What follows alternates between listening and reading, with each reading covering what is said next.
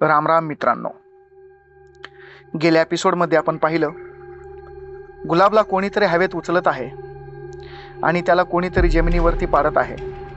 हे यमुनाबाई पाहते आणि तिला गुलाबच्या बोलण्यावरती पक्का विश्वास बसतो आणि ती पळत पळत मैदानात येऊन गुलाबला मला तुझ्या आज्याला पाहायचं आहे अशी विनंती करते. चला तर मग पाहूयात ह्या एपिसोडमध्ये गणपत पाटील यमुनाबाईची ही विनंती स्वीकार करतील का.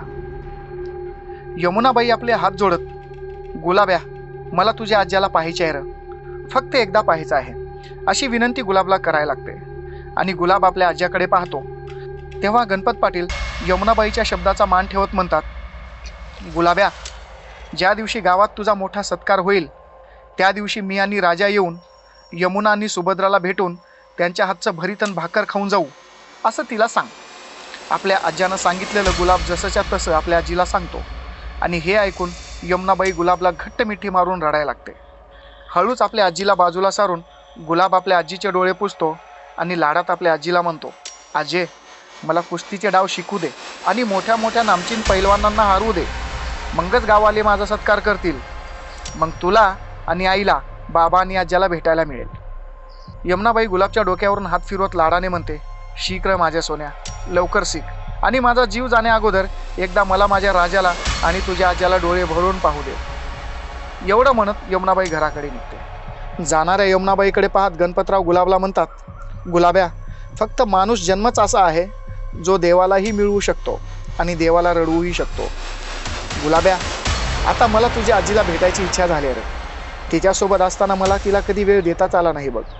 आता तू लवकर कुस्तीचे सर्व डाव शिक आणि गावचं नाव मोठं कर, म्हणजे मला तुझ्या आजीला भेटता येईल. गुलाबराव हो आज्या म्हणत आपली मान हलवतो आणि सुरू होते गुलाबरावाची ट्रेनिंग. दिवसामागून दिवस जात असतात. गुलाबची हळूहळू कुस्तीमध्ये पकड मजबूत होते. गुलाब आता आपल्या आजीसोबत जत्रेत जाऊन नवाजलेल्या पोरांना धूळ चारत असतो. गुलाबरावांचा कुस्तीतील पराक्रम पाहून भले भले पैलवान तोंडात बोट धरून खाली बसत असतात. गुलाबच्या नावाची चर्चा आता गावोगाव व्हायला लागली. शाळेतही गुलाबला आता मान सन्मान मिळायला लागला. हळूहळू जाधवबाईही गुलाबरावावरचा राग विसरून गुलाबला आता माया करायला लागली. गावातील नामचीन पैलवानामध्ये आता फक्त लहान गुलाबच्या नावाची चर्चा रंगत होती. आणि एक दिवस गुलाबची शाळाच गुलाबची इंटरनॅशनल कुस्तीसाठी निवड करते. गुलाबनं कुस्ती जिंकावं आणि गावचं नाव मोठं करावं म्हणून यमुनाबाई गावच्या मारुतीला साकडेही घालते आणि रोज गुलाबची नजर उतरायला लागते. एक दिवस कुस्ती शिकवत असताना गणपत पाटील गुलाबला म्हणतात, गुलाब्या तुझी आजी लईच भोळी व्हायला लागली रे, एवढं भोळं नको हो म्हणाव. गुलाब म्हणतो, हो आज्या मी तिला तसं सांगतोय बरं का की मला कोणीच हरवू शकत नाही, तरी पण ती माझं ऐकतच नाही. गुलाबरावाच्या बोलण्यात आता गणपत पाटलांना थोडा अहंकार दिसून आला.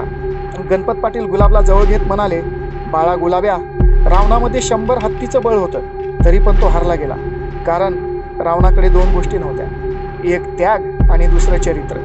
माणसाकडे त्याग असला की अहंकार कधीच येत नाही आणि ज्याच्याकडे अहंकार नाही त्याचं चरित्र कधीच खराब होत नाही. माणूस ह्या जगात सगळं काही कमवू शकतो बघ, पैसा गेला पुन्हा कमवू शकतो, मान सन्मान गेला पुन्हा मिळवू शकतो, पण एकदा जर माणसाचं चरित्र गेलं की गेलं बघ, मग ते पुन्हा परत येत नाही. माणसातील अहंकारच त्याच्या सर्व दुःखाचं कारण आहे. म्हणून माणसानं जीवन जगताना अहंकार रहित जगायचं असतं बघ. मग बघ कसा देव तुझा हात धरून तुला वाट दाखवतो ते. गुलाब्या गर्व करायचा रे, पण स्वतःवर आपल्या देवावर आणि धर्मावर करायचा. तसंही माणसाचं आयुष्य आहेच किती रे, पाण्यावरचा बुडबुडा. गुलाबला आपल्या आज्याचं म्हणणं पटतं आणि गुलाब आपला गर्व बाजूला सारून आपल्या आज्याकडून नवीन नवीन कुस्तीचे डाव शिकून घेतो आणि अखेर इंटरनॅशनल कुस्तीचा दिवस उघडतो. गुलाबराव आपल्या आज्यासोबत आणि शाळेतील काही शिक्षकासोबत कुस्तीच्या मैदानामध्ये पोहोचतो. सर्व जिल्ह्यातील तिथे आलेल्या मुलांना पाहून गुलाबरावाला आनंद होतो आणि गुलाबचं नाव पुकारलं जातं आणि गुलाबराव कुस्तीसाठी तयार होऊन मैदानात उतरतात. जेव्हा गुलाबराव कुस्तीसाठी मैदानात उतरतात आणि यमुनाबाईला गुलाबरावामध्ये गणपत पाटील दिसायला लागतात. गुलाबराव इकडे तिकडे आपली नजर फिरवतो तेव्हा त्याला दूर उभे असलेले आपले आजोबा दिसतात. आपल्या आज्याला पाहून गुलाबराव आनंदाने त्यांना नमस्कार करतो. आज्याला नमस्कार केल्यानंतर गुलाबराव मारुती रायालाही वंदन करतो आणि लगेच पुढच्या पैलवानासोबत गुलाबरावाच्या कुस्तीला सुरुवात होतो. बघता बघता गुलाब आपल्या आज्याचा म्हणजेच गणपत पाटलाचा आवडीचा डाव टाकतो आणि पुढच्या पैलवानाला धूळ चारतो. गुलाबरावांनी पुढच्या पैलवानाला धूळ चारतात सगळ्या ग्राउंडमध्ये गणपत पाटलाच्या नावाचा जोरदार गावात वाजत गाजत गुलाबची मिरवणूक काढली जाते आणि गाववाल्याच्या वतीनं गुलाबरावाचा सत्कार करायचं ठरवलं जातं। यमुनाबाई आपल्या गणपत पाटलासाठी आणि आपल्या पोरासाठी म्हणजेच राजारामासाठी भाकर आणि भरीत बनवायला घेते। सुभद्रा ही आपल्या सासूवरती विश्वास ठेवून नवीन साडी घालून आपल्या नवऱ्याला भेटण्यासाठी तयार होते। गावामध्ये गुलाबच्या सत्काराची तयारी होते आणि सर्व गाववाले मिळून गुलाबचा सत्कार करतात आणि वाजत गाजत आणून गाववाले गुलाबला त्याच्या घरी सोडतात। गुलाब घरी आल्यानंतर यमुनाबाई गुलाबला आपल्या गळ्याला लावून घेत म्हणते, गुलाब्या, पुन्हा तू आमचे दिवस आणले, कधीच तुझे उपकार फिटणार नाहीत बघ। पण आजी, तू का नाही आलीस ग माझा सत्कार पाहायला, असं गुलाब आपल्या आजीला म्हणताच यमुनाबाई म्हणते, गुलाब्या, तुझ्या आज्यासाठी माझ्या पोरासाठी भाकरन भरीत बनवत होते र, तिकडे आले असते तर नवरा आणि पोरग उपाशी राहिला असतं बघ माझं। जा तू आंघोळ करून घे, लई गुलालानं भरलायस बघ। आणि गुलाब आपल्या आजीचं ऐकून गुलाब आंघोळीला निघून जातो। यमुनाबाई आणि सुभद्रा आपलं लक्ष अंगणात ठेवून असतात आणि गुलाबराव आंघोळ करून बाहेर येत म्हणतो, आजे 3 ताटं वाढ।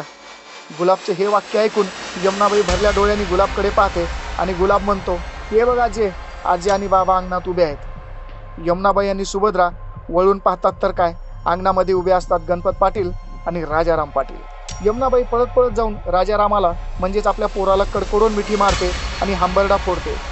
राजाराम आपल्या आईला शांत करत आपल्या बायकोजवळ जातो। नवरा समोर येताच, काय चुकलं माझं, का सोडून गेलात, सुभद्राबाईच्या प्रश्नाचा भडीमार सुरू होतो। गणपत पाटील आपल्या सुनेला शांत करत तिच्या डोक्यावरून हात फिरवत म्हणतात, सुभद्रे, लई कमी वेळ दिलाय ग देवाना आम्हाला, थोड्याच वेळात आम्हाला आमच्या दुनियेत परत जावं लागेल, लई भूक लागली आहे बघ, जेवायला वाढणार आहेस का नाही। म्हणताच यमुनाबाई आपल्या नवऱ्याला घट्ट मिठी मारते आणि म्हणते, पोटभर जेवून जावा मालक, तुमच्या आवडीचं भरीत केलं आहे म्हणत आपल्या नवऱ्याची मिठी सोडते आणि दोघांनाही जेवायला वाढते। दोघेही पोटभर जेवून गुलाबला जवळ घेत गणपत पाटील म्हणतात, गुलाब्या, फक्त तुझ्या प्रेमापोटी देवानं परमिशन दिलं बघ आम्हाला, तुझ्यामुळे आम्हाला पुन्हा आमच्या परिवाराला भेटता आलं। यमुने आणि सुभद्रे, वेळ संपली का आमची, आता जावं लागेल, आम्ही जातो आमच्या गावा, आमचा राम राम घ्यावा। असं म्हणताच गुलाबराव पळत पळत जाऊन आपल्या वडिलांना कडकडून मिठी मारतो आणि म्हणतो, बाबा, माझी आठवण राहील ना।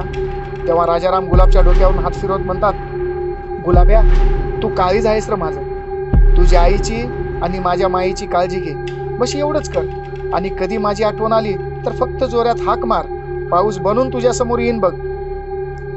गुलाब्या, आता जावं लागेल, चूक भूल माफ असावी, निघतो आम्ही म्हणत दोघेही अदृश्य होतात। गुलाबमुळे त्याच्या आजीला तिच्या नवऱ्याचं दर्शन झालं आणि त्याच्या आईला गुलाबच्या वडिलाचं।